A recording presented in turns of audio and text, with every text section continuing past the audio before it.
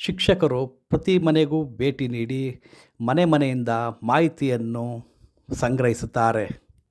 ಇದು ಕೇವಲ ಅಂಕಿ ಅಂಶಗಳ ಸಮೀಕ್ಷೆಯಲ್ಲ, ಇದು ನಮ್ಮ ನಾಡಿನ ನಾಡಿಮಿಡಿತವನ್ನು ಅರಿಯುವ ಪ್ರಯತ್ನ. ನಮ್ಮ ಮುಖ್ಯಮಂತ್ರಿಗಳಾದ ಸಿದ್ದರಾಮಯ್ಯನವರು ಹೇಳಿದಂತೆ ಇದೇ ತಿಂಗಳು 22ನೇ ತಾರೀಕಿನಿಂದ ಸಮೀಕ್ಷೆಯ 2ನೇ ಹಂತವು ಆರಂಭವಾಗಲಿದೆ. ಆಗ ಸರ್ಕಾರದಿಂದ ನೇಮಕಗೊಂಡ ಶಿಕ್ಷಕರು ನಿಮ್ಮ ಮನೆಗೆ ಬರುತ್ತಾರೆ. ದಯವಿಟ್ಟು ಅವರನ್ನು ಅಪರಿಚಿತರೆಂದು ಭಾವಿಸಬೇಡಿ. ಶಿಕ್ಷಕರು ನಮ್ಮ ಸಮಾಜದ ಭಾಗ, ನಮ್ಮ ಮಕ್ಕಳ ಭವಿಷ್ಯವನ್ನು ರೂಪಿಸುವ ಗುರುಗಳು. ಅವರು ನಿಮ್ಮ ಮನೆಗೆ ಬಂದಾಗ ನಿಮ್ಮೊಂದಿಗೆ ಕುಳಿತು ಮಾತನಾಡುತ್ತಾರೆ. ಇದು ಯಾವುದೇ ಪರೀಕ್ಷೆ ಅಲ್ಲ, ಬದಲಿಗೆ ಒಂದು ಮುಕ್ತ ಮಾತುಕತೆ. ನಿಮ್ಮ ಕುಟುಂಬದಲ್ಲಿ ಎಷ್ಟು ಜನರಿದ್ದಾರೆ? ಅವರ ವಿದ್ಯಾಭ್ಯಾಸವೇನು? ಯಾವ ಉದ್ಯೋಗ ಮಾಡುತ್ತಿದ್ದಾರೆ? ನಿಮ್ಮ ಆದಾಯ ಎಷ್ಟು? ನಿಮ್ಮ ಸಾಮಾಜಿಕ ಹಿನ್ನೆಲೆ ಏನು? ಇಂತಹ ಸರಳ ಪ್ರಶ್ನೆಗಳನ್ನು ಕೇಳುತ್ತಾರೆ. CM ಸಿದ್ದರಾಮಯ್ಯನವರೇ ತಮ್ಮ ಮನೆಗೆ UHDI ಅಧಿಕಾರಿಗಳು ಸಮೀಕ್ಷೆ ನಡೆಸಿದ್ದನ್ನು ಈ ಫೋಟೋವನ್ನು ಸಿದ್ದರಾಮಯ್ಯನವರೇ ಹಂಚಿಕೊಂಡಿದ್ದಾರೆ. ಎಲ್ಲರೂ ಸೂಕ್ತ ಮಾಹಿತಿ ನೀಡಿ ಸಹಕರಿಸಬೇಕೆಂದು ಮುಖ್ಯಮಂತ್ರಿಯವರು ಕೇಳಿಕೊಂಡಿದ್ದಾರೆ.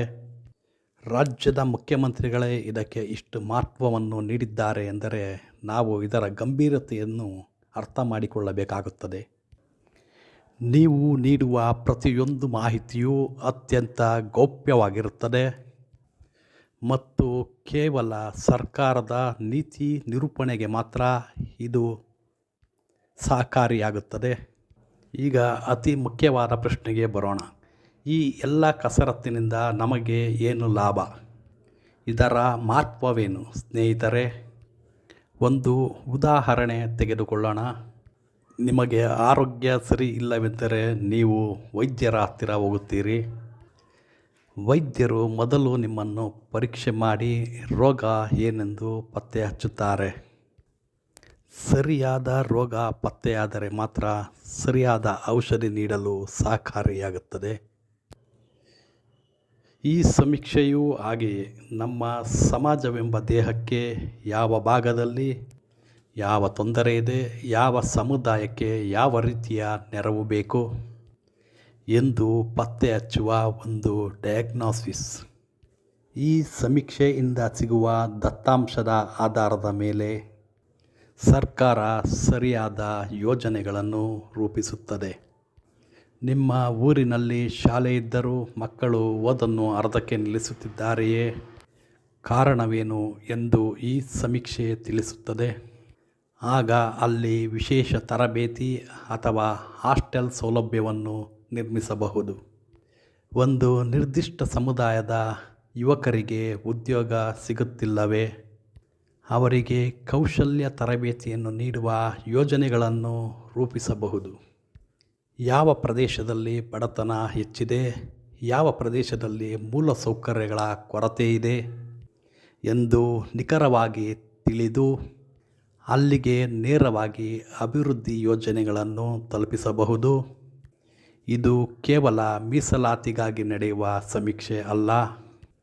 ಇದು ಶಿಕ್ಷಣ, ಉದ್ಯೋಗ, ಆರೋಗ್ಯ ಹೀಗೆ ಪ್ರತಿಯೊಂದು ಕ್ಷೇತ್ರದ ಅಭಿವೃದ್ಧಿಗೆ ದಿಕ್ಸೂಚಿಯಾಗಲಿದೆ. ನೀವು ನೀಡುವ ಸಣ್ಣ ಮಾಹಿತಿ ನಾಳೆ ಲಕ್ಷಾಂತರ ಜನರ ಬದುಕಿಗೆ ಬೆಳಕಾಗಬಹುದು. ಈ ಮಹಾಯಜ್ಞದಲ್ಲಿ ನಮ್ಮ ಪಾತ್ರವೇನು? ಇಲ್ಲಿ ಪ್ರತಿಯೊಬ್ಬ ನಾಗರಿಕನೂ ಒಬ್ಬ ಸೈನಿಕ. ಈ ಸಮೀಕ್ಷೆಯ ಯಶಸ್ಸು ನಮ್ಮ ಕೈಯಲ್ಲೇ ಇದೆ.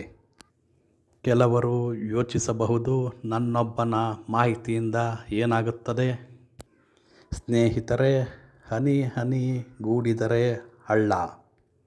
ಪ್ರತಿಯೊಂದು ಮನೆಯ ಮಾಹಿತಿಯು ಸೇರಿದಾಗ ಮಾತ್ರ ನಮ್ಮ ರಾಜ್ಯದ ಸಂಪೂರ್ಣ ಮತ್ತು ಸತ್ಯವಾದ ಚಿತ್ರಣ ಸಿಗಲು ಸಾಧ್ಯವಾಗುತ್ತದೆ.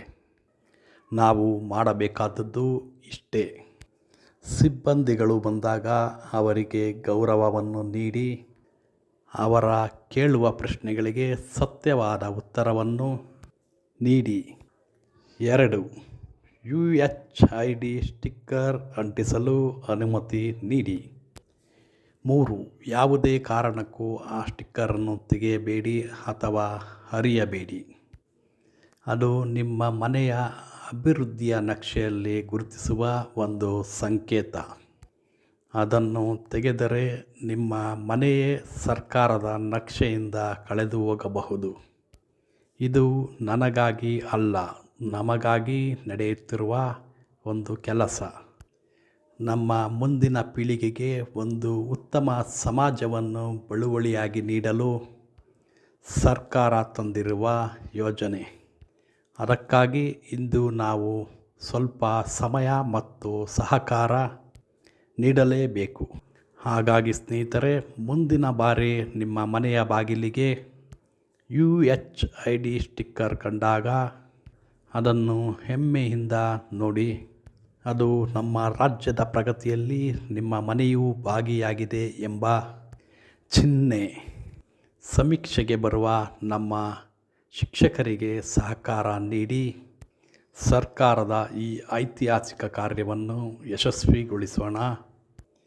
ನಿಮ್ಮ ಈ ಒಂದು ಸಣ್ಣ ಸಹಕಾರ ಕರ್ನಾಟಕದ ಭವಿಷ್ಯಕ್ಕೆ ಒಂದು ದೊಡ್ಡ ಕೊಡುಗೆಯಾಗುತ್ತದೆ. ಈ ಮಾಹಿತಿ ನಿಮಗೆ ಉಪಯುಕ್ತವಾಗಿದೆ ಮತ್ತು ಇಷ್ಟವಾಗಿದೆ ಎಂದು ಭಾವಿಸೋಣ. ಈ ವಿಡಿಯೋವನ್ನು ಲೈಕ್ ಮಾಡಿ ಮತ್ತು ನಿಮ್ಮ ಪ್ರತಿಯೊಬ್ಬ ಸ್ನೇಹಿತರು ಮತ್ತು ಕುಟುಂಬದವರಿಗೂ ಶೇರ್ ಮಾಡಿ. ಪ್ರತಿಯೊಬ್ಬ ಕನ್ನಡಿಗನಿಗೂ ಈ ಮಾಹಿತಿ ತಲುಪುವಂತೆ ಮಾಡಿ. ನಮ್ಮ ಚಾನಲ್ಗೆ ಸಬ್ಸ್ಕ್ರೈಬ್ ಆಗುವುದನ್ನು ಮರೆಯಬೇಡಿ.